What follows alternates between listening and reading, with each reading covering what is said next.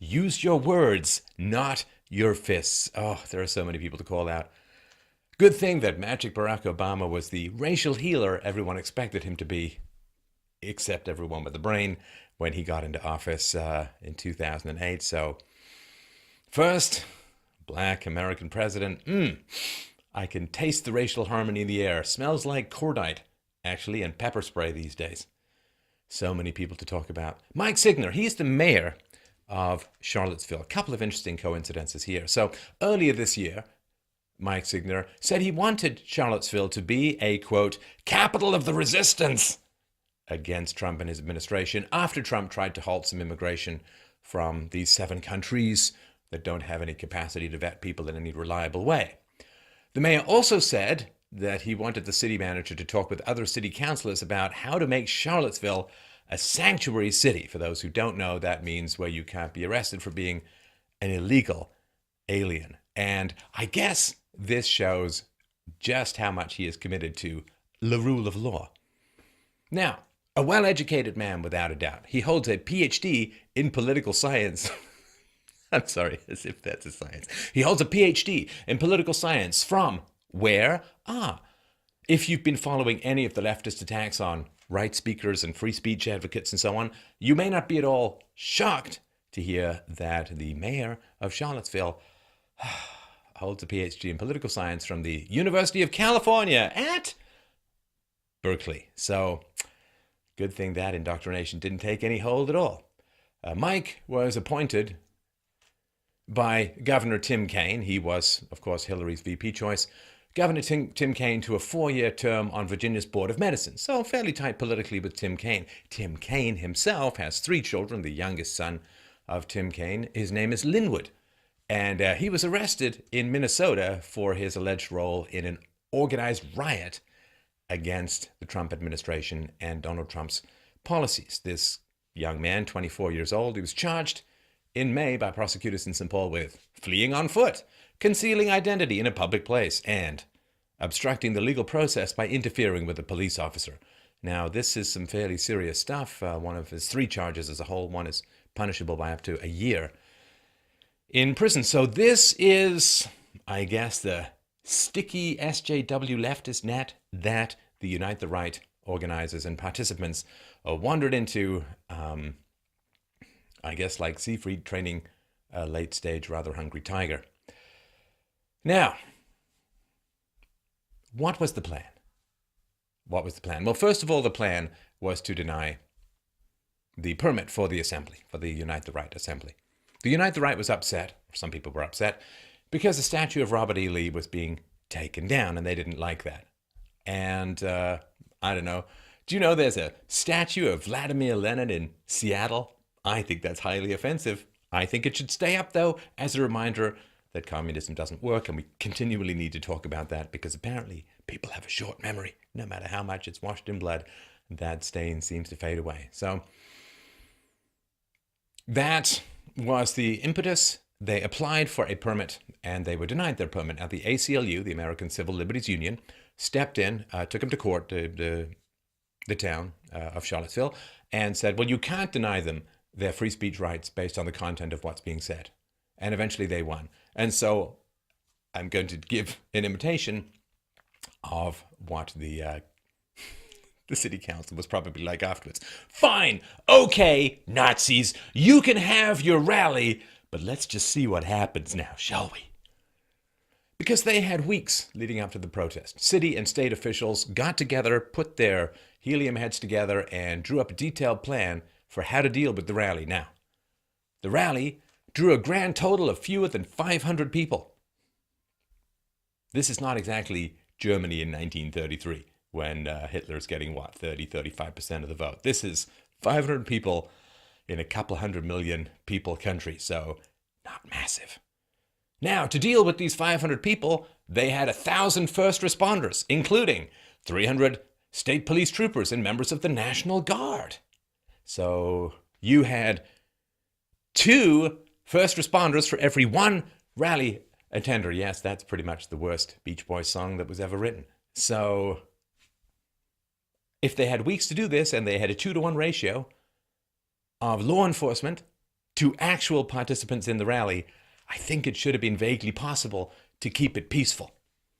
That was the plan. Now, I'm going to go out on a limb here, and although I have absolutely zero formal police training, I'm going to construct a scenario wherein the peace could have been kept. So the Unite the Right rally attendees were kind of pushed into a fairly small set of squares. And then they were ringed by some, peaceful, some obviously not so peaceful, some utterly feral leftist protesters who disagreed with their arguments, let's say. So what I would do is I would put a human chain between the rally attendees and the protesters.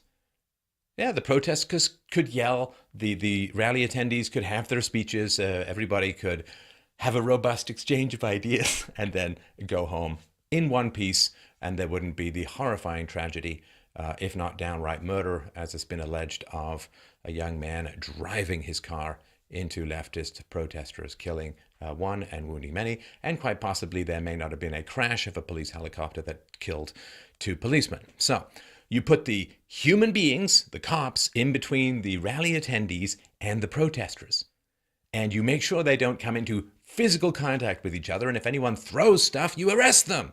It's not that complicated. You've got 2 to 1. It's not like the LA riots, people. So this does not seem to have been done. What seems to have been done is that the rally attendees were in a fairly small area. They were ringed by leftist protesters and agitators and violent types. And then the police melted away. The police vanished. And it was open season on the rally attendees.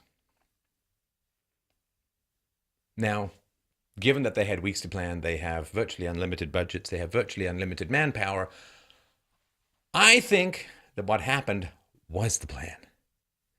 Now, the ACLU has recently confirmed that the police in Charlottesville were actually given stand-down orders. And what does this do? You've got two groups who virulently hate each other. You have no police presence. You have a stand-down order. What do you think is going to happen? This is not brain surgery. This is setting up the perfect storm for the kind of catastrophes that unfolded. So what happened was violence escalated. There was a state of emergency. The riot was shut down. See, you had your permit. You couldn't have your meeting, right? And James Fields, a suspect in this car ramming, as I mentioned, 2 state police officers died in a helicopter crash. Just an absolute disaster all around. And now the aftermath, you've got people who have been photographed or videos of them. The Unite the Right protesters are being doxxed, and their employers are being contacted. They're getting fired. So that is what happened more or less in a nutshell. And now it is time for the big picture. It is time to bring the big soft hammer of philosophy down on people's crystalline delusions and expose what is really going on. First point, I have been predicting this for over a year, as have many other people with clear eyes and rational minds, that if you continue to escalate in language, then it results in this kind of violence. When you're going to call people Nazis and they must be smashed and they must be punch a Nazi and they can be killed and so on, well, that is an open declaration of the intent to kill, of the intent to maim, of the intent to attack, of the attempt to injure. So, of course, de-escalating the rhetoric is something enormously important and foundational. I've had a public intellectual career for 11 years. Actually, this week is the 11th anniversary of my very first YouTube video. I have continually and perpetually called for reason versus aggression, for conversation versus violence, and a lot of people didn't listen. A lot of people didn't listen because, well, if you look at history, humanity really likes to fight. They like to fight. Wars, conflicts, raids, rapes, you name it. Human beings and ants, the 2 species that war among themselves. So a lot of people want this. They want this chaos. They want this violence. They get off on the videos of violence and I don't know what it is. So if you have been aware of this issue and you've not been speaking out against this escalating violence over the last year, sorry, you're part of the problem. You really are part of the problem, and you need to change right now. You should have changed a year ago. You need to change right now. So, here's the thing. Free speech. There is no alternative to free speech except violence. Human beings, we need to make decisions in societies, in countries. We need to allocate resources. There are laws that need to be passed or repealed. We need to make decisions. We're either going to reason with each other, or you're going to have plastic bottles filled with concrete thrown at someone's head. You're going to have cars plowing through protesters. It is free speech or it is violence. Do not fool yourself for 1 minute that there is some third option. Managed speech, or, well, it's just hate speech, I don't like it. No. Free speech. Free speech is the only thing that keeps our jets cool. This is really important to understand. Of course there's speech out there that you hate. There's speech out there that I hate. There are people out there who hate your speech. There are people out there who hate my speech. If we allow an extremity of emotion to silence people who are speaking peacefully, where does it end? And this is what they do. This is what people who want to control speech, who want to shut off debate, what do? They find the most unpopular group that could possibly be imagined. And they say, well, if you defend their free speech somehow, you're pro their position, right? So, let's find a guy with a Nazi flag. Okay, there's a guy with a Nazi flag. Nazism is violence, it is collectivism, it is racism, it requires a massive totalitarian state. Engage! Listen, I do a call-in show for hours a week. I've had communists call in, I've had fascists call in, I've had people I enormously disagree with, and we have it out in a public forum. That's what you do in a free society. If people's ideas are so bad, so wrong, so egregious, let them speak. Don't pull a Blues Brothers and drive them off a cliff. Drive them off a bridge. You let them speak so that everyone can hear how bad the ideas are. And if their ideas are so bad, you should be able to rebut them and dismantle them very easily. Listen, if I can spend over an hour having a debate with a guy who believes the world is flat and that the sun is closer to us than Australia, you can handle some toxic ideology. You can handle it. Because what happens is they say, well, that speech, that's horrible speech. We should stop that speech. That's hateful speech. We should stop that speech. And you say, yeah, because you don't want to stand on principle. You say, yeah, I don't want to be out there defending Nazis. But you're not defending Nazis. You're defending yourself. You're defending your capacity to speak. Because, look, you can always find some group whose public pronouncements you find odious, horrible, wretched, reprehensible, evil. But guess what? There's one or more people out there in your country who find exactly the same of your speech. They think exactly the same of your speech. And if you're going to allow hatred, rage, contempt to silence people, it's just an escalation of offense then. I'm going to manufacture the most offense to shut people up that I can't beat in a debate. That's going to be you. You understand? We don't surrender that power to anyone. You may hate their speech. Somebody's going to hate your speech. You do not want to give up that power. You do not want to give up that power at all. That is where civilization ends. Completely. And the thing is, too, I don't understand this. Why are you hitting people you disagree with? Maybe they're completely horrible and wrong. The lowest of the low, the vilest of the vile. So prove them wrong. Show how wrong they are. Bring the reason, bring the evidence, bring your rhetorical skills, bring your eloquence. What the hell are you doing? Bad idea. I'm going to hit him with a brick. Are you stupid? You don't hit people with bricks because they're saying things you find offensive? What are you, retarded? Actually, sorry, I apologize for that. That's an insult to retarded people because mentally challenged people aren't hitting people with bricks for disagreeing with them.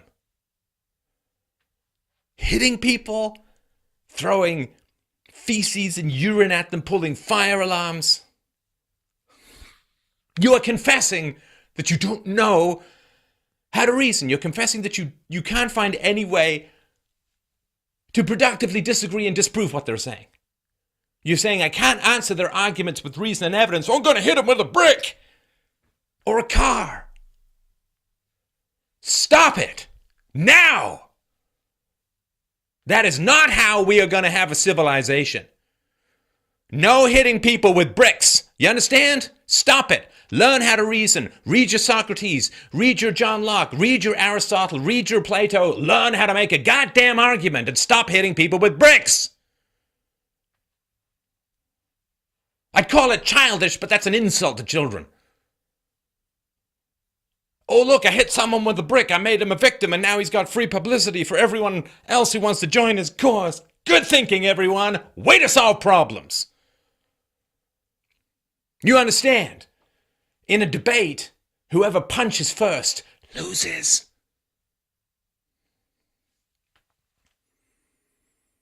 Because here's the thing. If you're not smart, if you don't know how to debate, if you don't know how to reason, if you don't know how to communicate, of course you're going to want to downshift to violence. Less intelligent people are generally better at violence.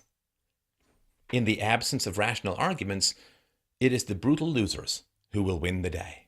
Is that where we want to go as a society?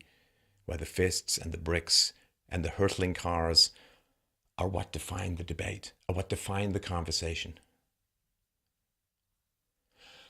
And I know there's supposed to be this, let's all come together. But the first thing I saw was punch a Nazi. Punch a Nazi. Punch a Nazi. You can punch Nazis. Punch a Nazi. And then guess what? The definition of Nazi began to spread just a little bit. Do you remember that? A Nazi is now anyone who's in the extreme right. What is the extreme right? People I really don't like. Oh, who else is a Nazi? Anyone who's on the right. What's on the right? I don't know. They're to the right of Chairman Mao. Oh, I know who a Nazi is. Anyone who likes Donald Trump. I know who a Nazi is. Everyone in a MAGA hat. I know who a Nazi is. 50 million Republicans. They're all Nazis. You understand? It's not even a slippery slope. That's a theory. It's a slippery slope for which there is over a year of empirical evidence. Punch a Nazi. The definition of Nazi expands to the point where you can pretty much punch anyone who disagrees with you. You cannot punch a Nazi. You understand? Stop punching Nazis. Prove them wrong. Expose their flaws, their bad reasoning, their bigotry. Expose them. I don't even know why I need to say this stuff. It's like you all never went to kindergarten. Use your words, not your fists. And of course, punch a Nazi becomes punch a communist. And you end up with this Weimar-style street fighting. And of course, there is selective outrage with the media. We all know how this works. A couple of days ago, an anti-Trump fanatic murdered a GOP committeeman. Boom, boom. 2 bullets to the head right in front of his wife. Was that talked about? Obama did not condemn the race hatred fueled by certain elements within Black Lives Matter when Micah Johnson gunned down 5 cops because he hated white people. He didn't condemn that. Did anyone ask him to condemn that? Good Lord above. We got video of Donald Trump in 2000 decrying against David Duke, a racist, a bigot, a problem. He's still got to deny all this, disavow. Meanwhile, you can see a picture of Hillary Clinton virtually tongue-kissing Robert Byrd, a former member of the KKK. Do you have to disavow that? No, because you're on the left. So, what is the left up to? Why is this happening? Well, the left lost the intellectual argument 50 years ago. Seriously. In the 1960s, when the crimes of Stalin came out, when Khrushchev talked about the cult of personality, when Alexander Solzhenitsyn published the Gulag Archipelago in the 70s, the concentration camps, the nightmarish totalitarianism of the Soviet system became clear. And you get the Cambodian system, you look at Cuba, all across. They lost the argument in terms of productivity and freedom and opportunity and a better society. You had the giant experiment of East and West Germany and East and West Berlin, replicated everywhere. Communism, complete disaster. Body count of about 100 million people in the 20th century alone. So they lost the argument. What do? They say, oh, well, I guess the theory was wrong. We're going to embrace the free market and freedom and personal property and contract rights and woohoo, freedom, baby. No, they want power and they're addicts. So they said, okay, well, we're going to switch immigration from Europe to the third world. We're going to get third world migrants or third world immigrants to come into America. And this was the 1965 Immigration Act. And immigrants from the third world and immigrants from Mexico overwhelmingly vote Democrat. And this is why Democrats want immigration, and it's one of the reasons why Republicans don't. I mean, if the immigrants all voted Republican, the Democrats would not want immigration from the third world, but they vote for the left overwhelmingly. And so this was the plan. We can't win the intellectual argument, so we're just going to import people who are going to vote for us because they don't have the European tradition of relative separation of state and economics, church and state, and so on. So now Trump is threatening that plan because he wants to reduce immigration considerably. Perhaps even worse, Trump is doing fairly well. I mean, it's a bumpy road. Obviously, it was never going to be smooth sailing. But, more than 1 million jobs have been created since, just in this year. And when more than 1 million jobs have been created, what happens is people move from being dependent on the state to paying taxes. Now, when you're dependent on the state, you don't care about growth of the state. In fact, you probably want it because that's more, they're going to raise taxes. Well, I'm on the receiving end of that tax bandwagon, so sure, go for it. But if you're paying taxes, suddenly you want less regulation, you want lower taxes, you want less government involvement in your life, and you have more bills, like you have more money to pay your own bills, so you don't need the government as much. So there's this kind of shift. And they're worried. They had this plan. It was almost in the bag. They had this plan. They almost overwhelmed the entire body politic in America with third worlders who were going to vote for the left. And it didn't work out. At least there's been a hiccup in the plan. Also, let's not forget the whole Russia stole the election, Russia hacked the election. That whole narrative has virtually completely fallen apart. There's been, I talked about this in the show before, a significant analysis run on the data that was taken from the DNC server and shipped off to WikiLeaks, and the copy rate at which it was taken virtually ensures that it was a local USB key, probably USB 2.0. It was not sent at those speeds over the internet to Romania. I mean, so this whole aspect of things has fallen by the wayside as well. So a lot of stuff not going well for the Democrat Party. So what's their goal? What's their plan? Well, now you see, their plan is to amplify far-right white nationalism, to amplify it, to bring it into the public's attention so that they can scare blacks and Hispanics into voting for the left.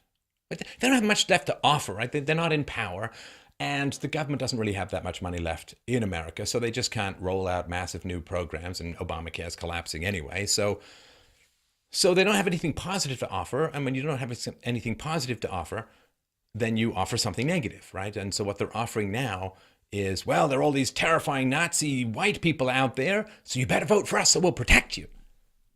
Now, the fact that this is tearing the country apart, what do they care? I mean, drug addicts tear their families apart. They don't care. They just want the drug. And the Democrats are in the late stage of drug addiction. They will foment crimes in order to get the drug that they want, in order to get their hit. So that is really what's happening. And it is a trap. It is a trap. Come have your rallies. You can have your rallies, and then we're going to surround you with aggressive, pumped up, hyped up people who think that they're fighting the reincarnated zombie of Adolf Hitler with supernatural powers to take over the world. The resulting violence, we're going to pump that violence up. We're going to escalate it. We're going to use it to attack Republicans. We're going to use it to attack Donald Trump. And we're going to completely obscure any message that you might have. It's a great trap. Bring you into an enclosed area, surround you with aggressive leftists, withdraw the police presence. Oh, look! Violence! Oh, terrible. Nazis. It is an obvious trap. It's a clear trap. And the solution, of course, is to be aware of the danger of the situation that you're putting yourself in. Do not imagine that there's some abstract rule of law that is going to protect you and encircle you and enshield you. Do not imagine that for a moment. That's not how things work, unfortunately, in the West, in the world these days. Return to the arguments you want to make. I say this to everyone. The people I agree with, the people I disagree with, the people I severely disagree with, return to your arguments. I'm just about to release a book called The Art of the Argument, about what an argument is, how to make one, why it is so fundamentally important that we recommit ourselves every day, every generation, to having debates rather than using force. When you surrender to force, the liars, the cheaters, the violent, the sociopathic, the suicidal, they rule society. It literally becomes hell on earth when we give up the argument and we return with modern technology to Stone Age practices of physical domination. So I wish I could command, I urge everyone, please, please,